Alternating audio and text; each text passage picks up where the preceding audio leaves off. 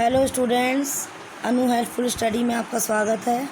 आज मैं आप सभी को शिक्षा निदेशालय राष्ट्रीय राजधानी क्षेत्र दिल्ली द्वारा कार्यपत्रक 5 कराने जा रही हूँ,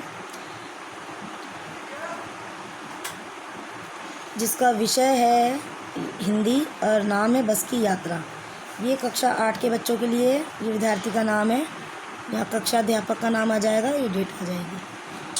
तो बच्चों, आज हम पढ़ेंगे इस कार्यपत्रक में हम अपने पाठ्य पुस्तक बसंत के तीसरे पाठ बस की यात्रा का प्रथम भाग मतलब कि पहला भाग पढ़ने जा रहे हैं।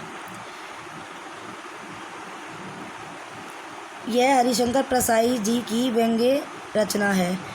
बच्चों, व्यंग्य रचना एक ऐसी विद्या होती है जिसमें हम बातों को सीधे सीधे नहीं कहते हैं, बल्कि उसे हम घुमा फिरा कर कहते हैं, जैसे कि सामने वाले को बुरा भी ना लगे और हमारी बातों को वह समझ भी जाए।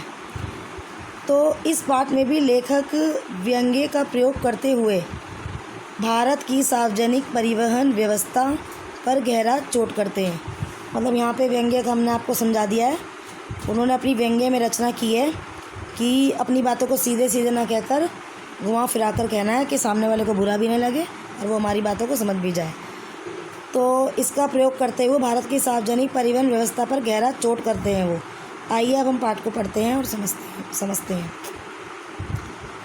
हम 5 मित्रों ने तय किया कि शाम 4 बजे की बस से चले। पन्ना से इसी कंपनी की बस सतना के लिए घंटे भर बाद मिलती है, जो जबलपुर की ट्रेन मिला देती है। सुबह घर पहुंच जाएंगे। हम में से 2 को सुबह काम पर हाजिर होना था, इसलिए वापसी का यही रास्ता अपनाना ज़रूरी था। तो 5 मित्रों ने तय किया था कि 4 बजे की गाड़ी से चलेंगे और कंपनी की बस सतना के लिए घंटे भर बाद मिलती है, जो जबलपुर की ट्रेन को मिला देती है। सुबह घर पहुंच जाएंगे और दो बंदे थे, उन लोगों को काम पर हाजिर होना था सुबह, इसलिए वापसी का रास्ता भी अपनाना ज़रूरी था। तो लोगों ने सलाह दी, समझदार आदमी इस शाम वाली बस से सफ़र नहीं करते।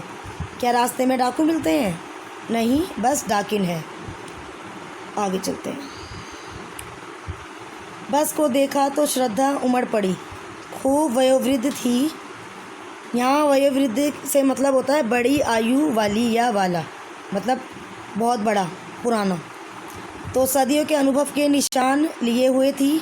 ये चीज़ें हम बोल रहे हैं बस के लिए। लोग इसलिए इससे सफ़र नहीं करना चाहते कि वृद्धावस्था में इसे कष्ट होगा, यानी कि बुढ़ापे में इसे कष्ट होगा। यह बस पूजा के योग्य थी और उस पर सवार कैसे हुआ जा सकता था। तो यहाँ पे शब्द मित्रता है हाजिर, यानी कि मौजूद। जैसे कि हम स्कूल जाते हैं तो हाजिर होते हैं, यानी कि हम वहाँ पे उपस्थित होते हैं, मौजूद होते हैं। डाकिन यहाँ शब्द लिया है, डाकू का स्त्रीलिंग शब्द यूज़ किया है कि पुल्लिंग है तो डाकू और स्त्रीलिंग है तो डाकिन। वयोवृद्ध यहाँ बड़ी आयु वाला या वाली। वृद्धावस्था से यहाँ मतलब है बुढ़ापा। अब हम करेंगे क्वेश्चन आंसर्स। अब इस गद्यांश के आधार पर निम्नलिखित के प्रश्नों के उत्तर दो। लेखक ने बस से यात्रा करने का निर्णय क्यों लिया?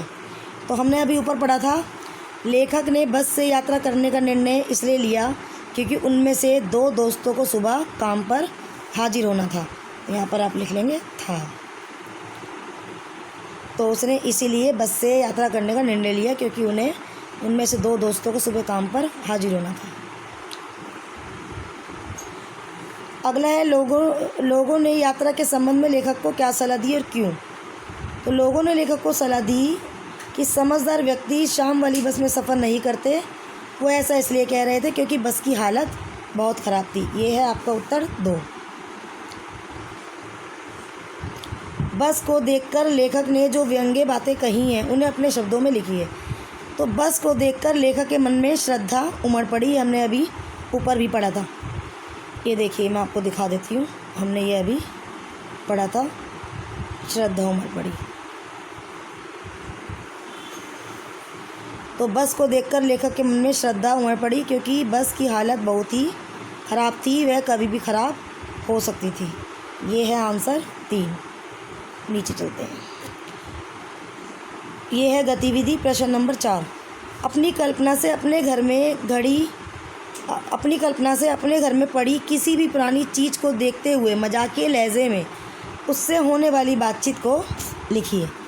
तो जैसे कि अब घर में कूलर है, अब एक बुजुर्ग व्यक्ति की तरह नहीं सम्मान योग्य लगता है वो, क्योंकि उसकी आवाज़ ऐसी लगती है मानो मधुर संगीत बज रहा हो।